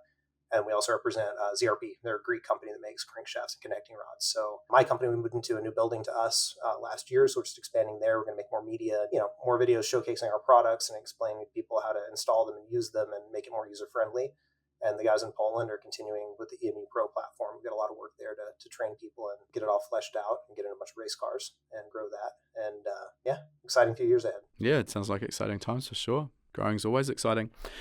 Next question, Zach, is there any advice you'd give to a younger version of yourself or one of our listeners to maybe fast track your career and get you to where you've got to faster? You've sort of sound like you've had a fairly roundabout route to get to where you are now. Yeah, and always find somebody you can ask questions, right? Find someone you look up to that has a skill set that you don't. I had this conversation with someone else in the industry yesterday, and he kind of commiserated that it's tough for him to find somebody at this point in his career that has answers that he doesn't have. And so, earlier in your career, it's a lot easier, but find somebody you look up to. And, you're always going to see the good and bad in their business if you work for them, but pick out the good and learn from it and store that away. Never hesitate to learn a skill set. Spend $200 on the welding class at your local community college, right? Put those tools in your tool belt. It's never going to hurt you to have these skills. If you're going to ruin a car, make it your own car, right? I've got a Supra sitting in my shop I've owned since I was, 17 years old. And has a lot of my past mistakes in it that I need to go back and clean up. But I'd rather do that on my own car and build the skill set than take money from somebody in good faith for something that I haven't learned on my own, right? That's a very good thing to have your own test bed and. Yeah, I think a lot can be said for that, and that's always been my advice as well. We obviously always get asked, how should I get started as a professional tuner? And my advice has always been the same, get your own car, buy something that you can tinker with and start honing and refining those skill sets on your own platform, because when you're starting learning on customers' cars, you're opening yourself up for some potential pitfalls, and that often can end up impacting you on your reputation and your career progress too. 100%. Just to throw a plug in for Formula SAE as well, or Formula or SAE Baja. You do not have to be an engineering major to participate. And not many people know that. They need people to run the business side of it. They need people to do purchasing, to do sponsorships. No matter what you're studying in school, go find your local SAE chapter. And if you want to get involved, right? They'll let you do as much as possible, but do not hesitate. So if you do have that program available at your school, see how you can get involved and help them and learn anything you can, for sure. Yeah. And again, as we mentioned earlier, I think, that Formula SAE being involved has just become such a consistent element of the people that we talk to on this podcast. So I couldn't say enough good things about the opportunity I never had to get involved with. Don't mean to rub it in. Yeah, no, I'll take that to my grave. Not sad at all. Last question for today, Zach. If people want to follow you and find out more about what you're up to and the ECUMaster product, how are they best to do so? What are your sort of social media accounts? Yeah, so obviously ECUMaster USA. There's no S on the end of ECUMaster. That is a personal pet peeve. So yeah, if you look for ECUMasters USA, you're not going to find it. It's ECUMaster USA. You can follow the ECUMaster headquarters social medias, Verkline USA, ZRP USA. We've got socials up for all of them. Myself personally, you probably don't want to follow my account. It's really just like, half car pictures, half cat pictures. If you like cats, then go for it. But yeah, it's holy sacrilege. So yeah. Easy to find. Well, I'll tell you what, we'll make it super easy by putting all of those links in the show notes so that people can't spell it wrong. Well, look, great to have a chat, Zach. It's been a while since we've caught up in person, so good to see you on the pod, and we really appreciate your time today. All the best for the future. Thank you so much. If you enjoyed this episode of Tuned In with Zach, we'd love it if you could drop a review on your chosen podcasting platform. These reviews really help us to grow our audience, and that in turn helps us to continue to get more high quality guests. To say thanks, each week we'll be picking a reviewer at random and sending them out an HPA t-shirt free of charge anywhere in the world. Also, this is a great place to ask any questions you might have too, and I'll do my best to answer them if your review gets picked. So this week, a big shout out to Giles Performance from the United States, who has said, great podcast. If you like the technical side of motorsports, this is the place. Possibly the only podcast and YouTube channel like it. Keep up the good work, Andre and HP Academy. Oh, thanks for the kind words. Glad that you're enjoying the podcast. And if you reach out with your t-shirt size and shipping details, we'll fire a fresh tee off straight out to you. All right, that concludes our interview. And before we sign off, I just wanted to mention for anyone who's been perhaps hiding under a rock and hasn't heard of High Performance Academy before, we are an online training school and we specialize in teaching a range of performance automotive topics, everything from engine tuning and engine building through to wiring, car suspension and wheel alignment, data analysis, and race driver education. Now remember, you've got that coupon code. You can use podcast75 at the checkout to get $75 off the purchase of your first course. You'll find our full course list at hpacademy.com/courses. Important to mention that when you purchase a course from us, that course is yours for life as well. It never expires. You can rewatch the course as many times as you like, whenever you like.